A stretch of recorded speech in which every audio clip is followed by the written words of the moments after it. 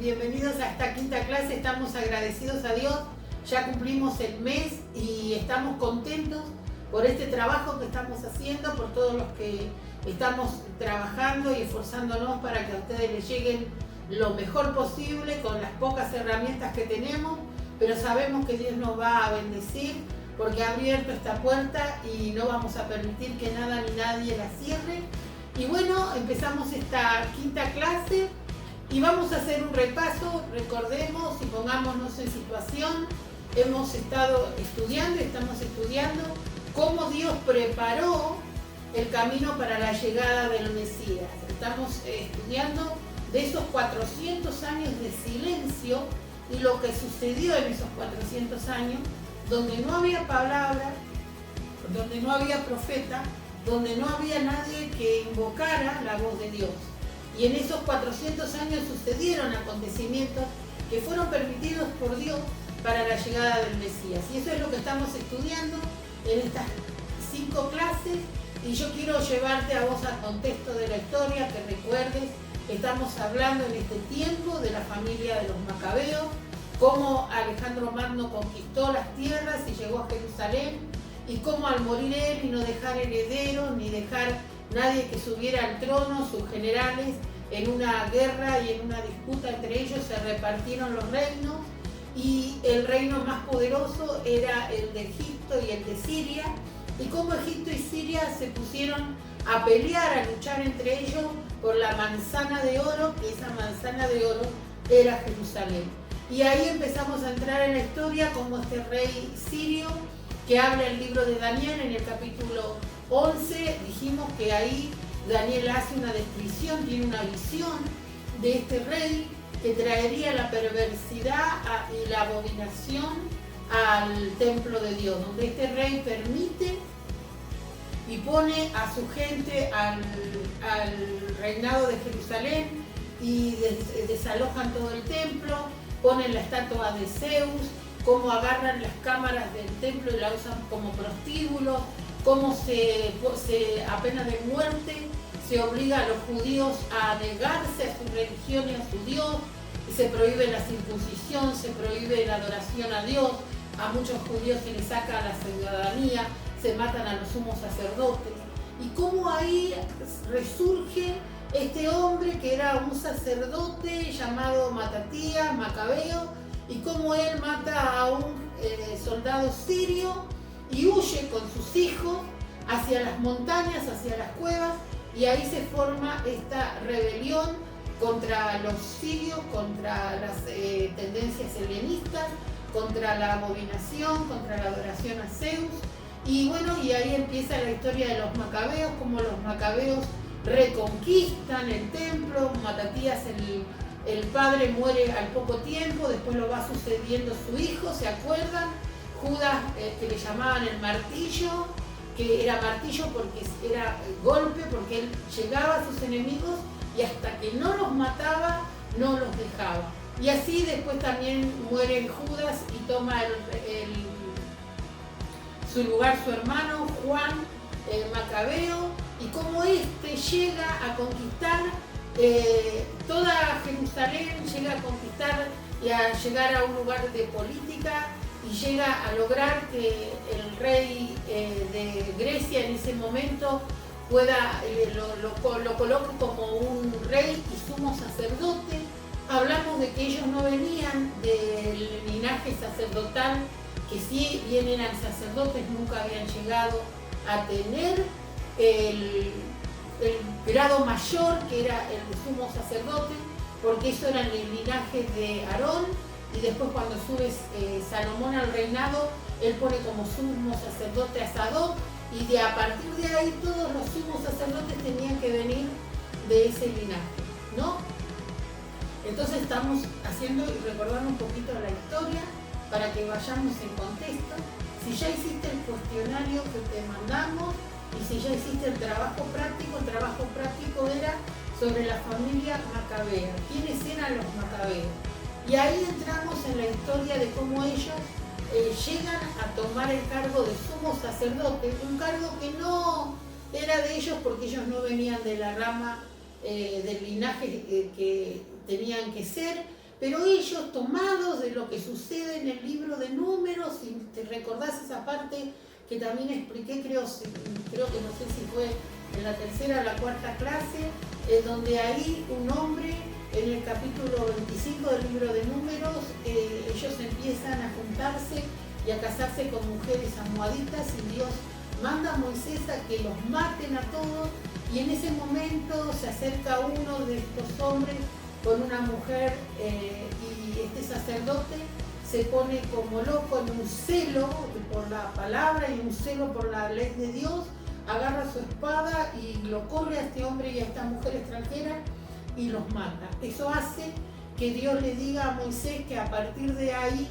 como él vio el celo que tenía por las cosas de Dios, como él vio cómo defendió a la ley de Dios, hace un pacto perpetuo y dice que a partir de ahí nunca dejará su descendencia de llevar el sacerdocio. Y entonces los macabeos se toman de esto y reclaman la autoridad de sumo sacerdote, de que se los reconozca, porque ellos también con mucho celo, con su padre Matatías a la cabeza, para poder romper con todo este auge helenista y para poder romper con este rey que había impuesto la adoración a Zeus, ellos se merecían ese lugar. Y así es donde los macabeos van y destierran al linaje de los sumos sacerdotes, que venía del linaje del sacerdote Sadoc, y ellos asumen ese cargo, y a partir de ahí los macabeos, la descendencia de ellos, se convierte en sumos sacerdotes. Voy a pedir unos segundos para tomar un poquito de café. Y lo que estamos haciendo es un repaso de las clases anteriores. Y en la clase pasada llegamos hasta este hijo, uno de los sucesores macabeos. Recordad que estamos hablando siempre de la descendencia macabea. Estamos hablando del linaje macabeo, cómo ellos llegan a ser sumos sacerdotes y enarcas, para no la susceptibilidad de los judíos tradicionales, que no quería Simón como ofenderlos. Él no se proclama rey, sino se proclama enarca, que quería decir gobernador. Pero en realidad él tenía todo el gobierno sacerdotal y el gobierno ministerial del país de Jerusalén. Ya te has puesto en historia, ya creo que sí hemos repasado, y sí, ahora vamos a seguir hablando, y siempre recordar que estamos hablando de la descendencia de los macabeos. Y ahora llegamos hasta este que sube al reino, que es Juan Hircano. Después que su padre muere, él toma el reinado y el sumo sacerdocio.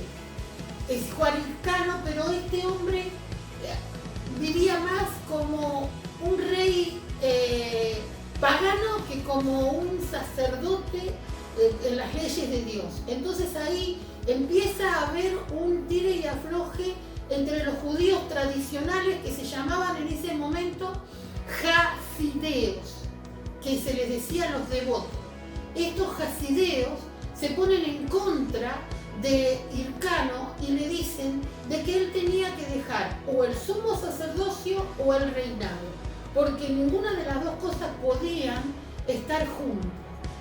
Obviamente este hombre no acepta eso, porque él venía de pelear por eso y venía heredando el reinado de sus padres, de su abuelo y de sus padres, así que se niega a eso. Y en ese momento estos jariseos se separan y vuelven en otro momento llamándose fariseos, que significa separado, ¿no? Y ahí a la cabeza Juan Hircano, hijo de Simón Macabeo, vivía más como, te digo, te vuelvo a repetir, como un rey pagano que como un sacerdote. Y ahí se levanta un líder fariseo llamado Eleazar, que sigue exigiéndole a Hircano que deje el sumo sacerdocio o que deje la realeza. Este se niega a eso, y ahí se hace y se desata una guerra civil tremenda, donde se pelean los fariseos, que ya te dije, eran los fariseos anteriormente, los devotos, los que no estaban de acuerdo entre que el sumo sacerdote también sea el rey. Y se arma una guerra civil espantosa y en ese momento sube al reinado Aristóbulo, el hijo de Hircano, y junto a su hermano Janeo, que los compartían el reinado, se habían dividido el reinado de Jerusalén, uno compartía en la parte sur, otro en el norte. Este último, Alejandro, agarra y hace por último una represión contra los fariseos y mata a 3.000 fariseos y los crucifica. Así que así era la guerra civil en ese momento. Era tremendo porque peleaban por un poder, se habían olvidado de que eran sumos sacerdotes, se habían olvidado de las leyes, se habían olvidado de todo. Lo único que había era una tremenda y depravada guerra civil por el poder. Y ahí Alejandro muere, hermano, el joven Macabeo muere y lo sucede su viuda, llamada Alejandra Salomé. Ella toma el reinado de su esposo al quedar viuda y ella se alia con los fariseos. Entonces, junto con los fariseos, ella vuelve a tener un poder más que su cuñado Hircano y agarra y pone de vuelta a los fariseos en un lugar de privilegio.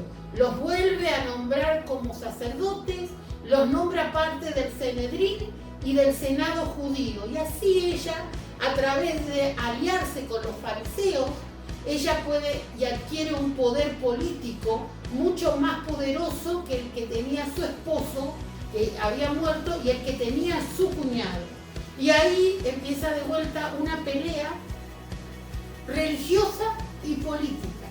Esta mujer nombra a su hijo, Hircano II, como sumo sacerdote con el apoyo de los fariseos. Pero Hircano II tenía un hermano que también era menor y que se llamaba Aristóbulo.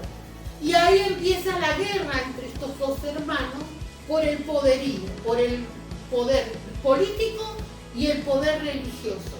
Y Hircano, que fue puesto rey por su madre, cuando su madre muere, Aristóbulo derroca a su hermano y toma a él el gobierno y el sacerdocio de Jerusalén.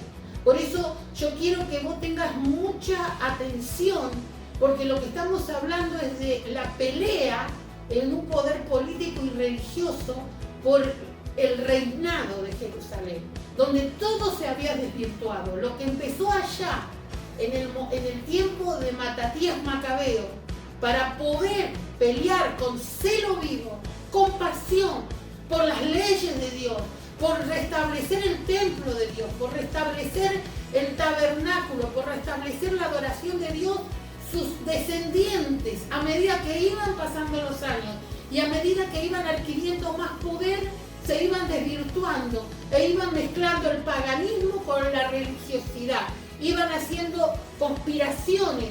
Entre esos estaban los fariseos, los saduceos.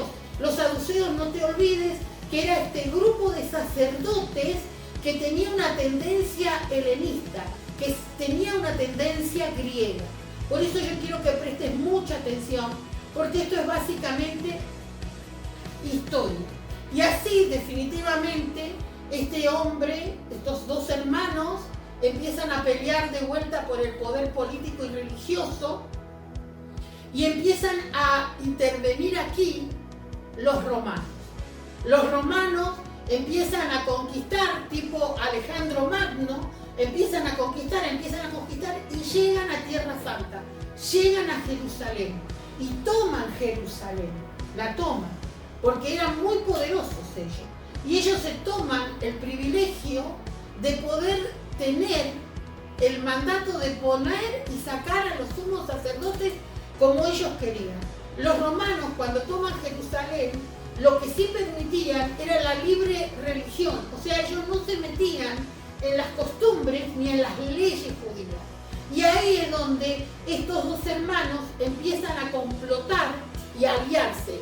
Uno se alía con los saduceos, que ya te dije que eran esos sacerdotes que tenían tendencias políticas, que era la parte rica de Jerusalén, donde ellos también eran dueños de la mayoría de las tierras y también eran los que tenían mucha influencia política, y los que siempre estaban del lado del que era más poderoso.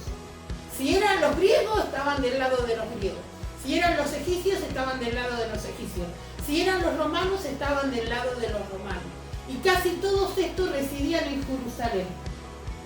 Así es como yo quiero que después volvamos de vuelta a la historia de estos hermanos y que presten mucha atención a esta parte de la historia, porque vamos a llegar hasta Herodes el Grande.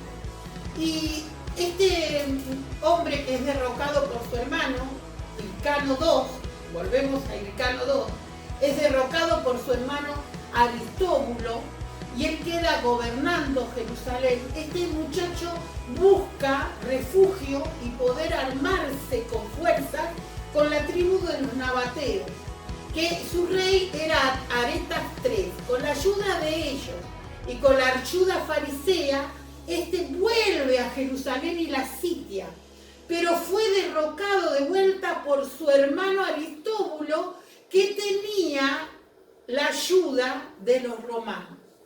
Entonces los romanos deciden llevarse a Hircano a Roma y dejan en el poder a Aristóbulo. No sé si me estás siguiendo, ¿no? Si me estás entendiendo. ¿Se me está entendiendo o no se me está entendiendo? Más o menos. Pero bueno, recordá esto que es historia.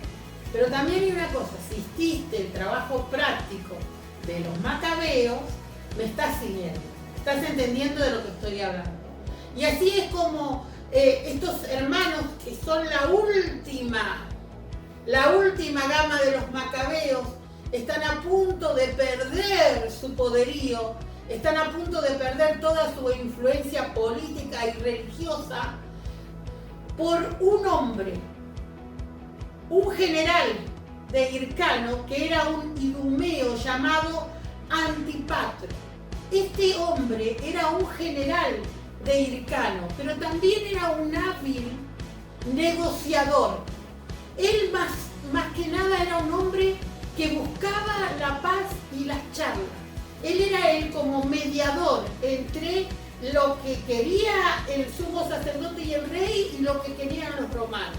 Esto trajo que los romanos le tuvieran a él agrado y él les cayera bien.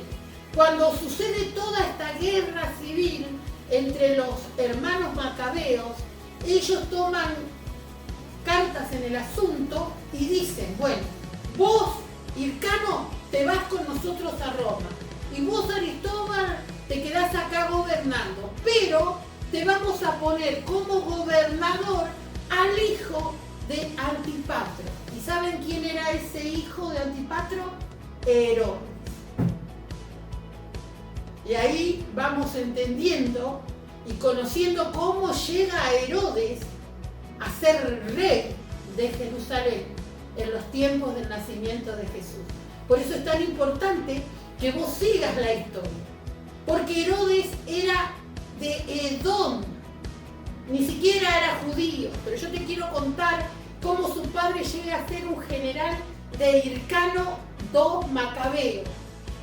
Si vos recordás la historia y nos vamos a las primeras clases, vas a recordar que Simón Macabeo, cuando toma el poder, él extiende sus tierras, sale a conquistar más tierras.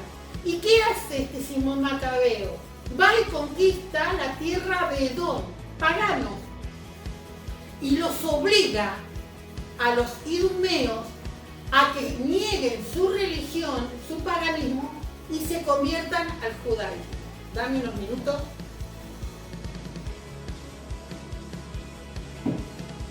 Y se conviertan al judaísmo. Qué loco, ¿no? Porque, ¿por qué Matatías Macabeo empezó la guerrilla?